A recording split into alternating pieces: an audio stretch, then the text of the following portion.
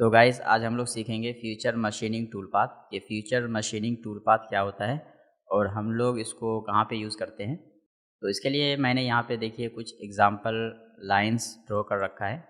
ये दो लाइन है और ये आर्क है जो कि हम लोग यहाँ पे क्रॉस सेक्शन के लिए यूज़ करेंगे। तो देखिए यहाँ पे हमने आर्क को हाफ सर्कल नहीं बनाया है। यहाँ पे आर्क को हाफ सर्कल बनाएंगे तो ये यहाँ पे प्रॉब्लम आ सकता है कि आपका जो मशीन का हेड है वो यहाँ पे टच हो सकता है। तो इसके अकॉर्डिंग यहाँ पे हम लोग आर्क बना लेंगे। उसके बाद मैं यहाँ पे दोनों लाइंस को सिलेक्ट करूँगा और उसके यहाँ पे टू रेल स्वीप। उसके बाद देखिए यहाँ पे दोनों लाइंस सिलेक्ट हो चुका है। अब मैं इस आर्क को सिलेक्ट करके ऐड क्रॉस सेक्शन कर दूँगा। अब इसको मैं अप्लाई कर देता हूँ। तो यहाँ पे देखिए मेरे पास इस तरीके का एक 3D ऑब्जेक्ट बन चुका है। इसके ऊपर हम लोग यहाँ पे फ्यूचर मशीनिंग करने वाले हैं। तो गाइज़ यहाँ पे फ्यूचर मशीनिंग टूल पाथ चलाने का दो रीज़न हो सकता है। एक तो हम लोग यहाँ पे टाइम को बचाने के लिए हम लोग यहाँ पे फ्यूचर मशीनिंग टूल पाथ को यूज़ करते हैं, और दूसरा रीज़न ये होता है कि यहाँ पे हम लोग कोई बारीक डिटेल बना सकते हैं फ्यूचर मशीनिंग के ज़रिए। तो चलिए हम लोग देख लेते हैं यहाँ पे किस तरह से करते हैं। सबसे पहले मैं इसको सिलेक्ट करूँगा। तो यहाँ पे हमें बाउंड्री लाइन्स चाहिए, तो मैं यहाँ पे इन्हीं दो लाइन्स को बाउंड्री लाइन्स बना दूँगा। तो इसके लिए हम लोग यहाँ पे इसको सिलेक्ट करेंगे। सिलेक्ट करने के बाद इसको ज्वाइन कर देंगे यहाँ से, लेफ़्ट में भी और राइट में भी। तो इस तरीके से मेरे पास यहाँ पे एक बाउंड्री बन चुका है। अब यहाँ पे सबसे पहले हमें यहाँ पे नॉर्मल 3D टूल पाथ चलाना होगा।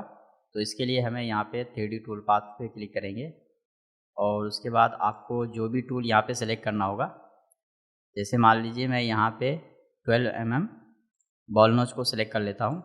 और उसके बाद आपका जो मटेरियल होगा, यहाँ पे मटेरियल का थिकनेस जो भी होगा, तो मैं यहाँ पे क्लिक करके ओके कर देता हूँ। ये ऑटोमेटिक मटेरियल ले लिया है। अब मैं यहाँ पे इस टूल पाथ को कैलकुलेट कर लूँगा पहले, क्योंकि फीचर मशीनिंग टूल पाथ को चलाने के लिए पहले हमें 3D टूल पाथ की ज़रूरत होता है। तो इसलिए हम लोग पहले यहाँ पे नॉर्मल 3D टूल पाथ को चलाएँगे। तो यहाँ पे होल रिलीफ पे अभी टूल पाथ चल चुका है, तो हम लोग यहाँ पे इसको चेंज कर लेंगे सिलेक्टेड वेक्टर, उसके बाद कैलकुलेट। तो देखिए यहाँ पे मेरा टूल पाथ कैलकुलेट हो चुका है। इसको सिमुलेट कर लेते हैं पहले एक बार। तो इस तरीके से मैं यहाँ पे इसको सिमुलेट कर लेता हूँ इस तरीके से। अब दोस्तों यहाँ पे फ्यूचर मशीनिंग को चलाने के लिए हमें वेक्टर की ज़रूरत है। तो यहाँ पे मैं वेक्टर बना लेता हूँ, यहाँ पे ड्रॉ कर लेता हूँ वेक्टर को इस तरीके से। अभी देखिए ये वेक्टर यहाँ पे स्मूथ हो रहा है, तो यहाँ पे अनचेक कर देना है, ड्रॉ स्मूथ पॉलीलाइंस, इसको अनचेक कर दीजिए और दोबारा मैं इसको बनाता हूँ। अब इन्हीं लाइंस को मैं मिरर कर लूँगा, मिरर के साथ कॉपी भी करूँगा। तो राइट साइड में इसको कॉपी ले लेता हूँ इसका, और उसके बाद इस तरीके से यहाँ पे इसको ऊपर की तरफ मिरर करना पड़ेगा इस तरीके से। तो यहाँ पे मैं इस तरीके से रख लेता हूँ। तो देखिए कुछ इस तरीके से। मान लीजिए हमें यहाँ पे इसके ऊपर वीबिट टूल चलाना है, जो यहाँ पे नॉर्मल प्रोफाइल टूल पाथ होता है, 3D में काम नहीं करता है। तो इसके लिए हमें यहाँ पे फ्यूचर टूल पाथ का एक ऑप्शन दिया गया है आर्टकैम में।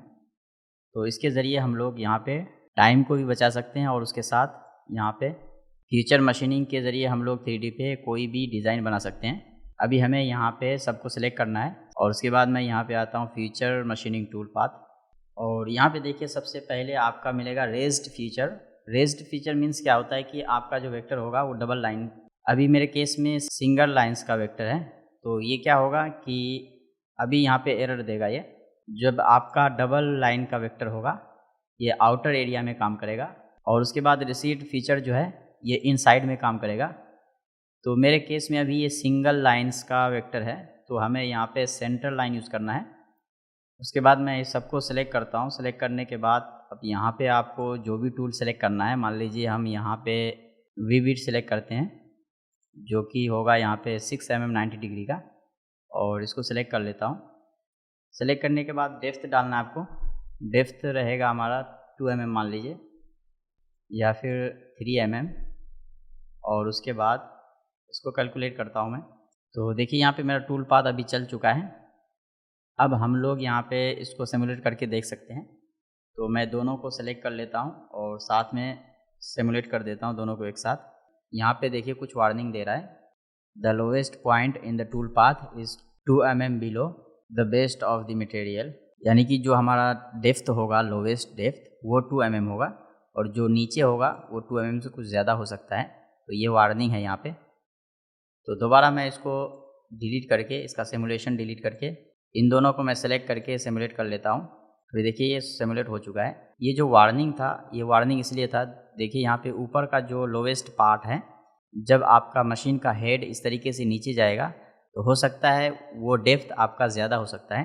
तो गाइज़ हम लोग फीचर मशीनिंग से इस तरह का डिज़ाइन बना सकते हैं, यानी कि यहाँ पे हम लोग फीचर मशीनिंग टूल पाथ को यूज़ कर सकते हैं।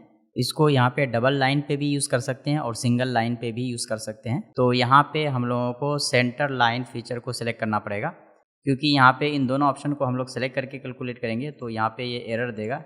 तो गाइज़ आई होप कि आप लोगों को समझ में आया होगा कि फ्यूचर मशीनिंग टूल पाथ को किस तरह से यूज़ करते हैं और इसको कहाँ पे यूज़ किया जाता है। तो अगर आप लोगों के पास कोई सवाल या सुझाव है, कोई क्वेश्चन क्वेरी है, तो कमेंट में पूछ सकते हैं। और अगर आप नए हैं चैनल पे तो चैनल को सब्सक्राइब करके बेल के आइकन को दबा करके ऑल नोटिफिकेशन को ऑन कर दीजिए। तो चलिए हम लोग मिलते हैं नेक्स्ट वीडियो में, जब तक के लिए take care and good bye.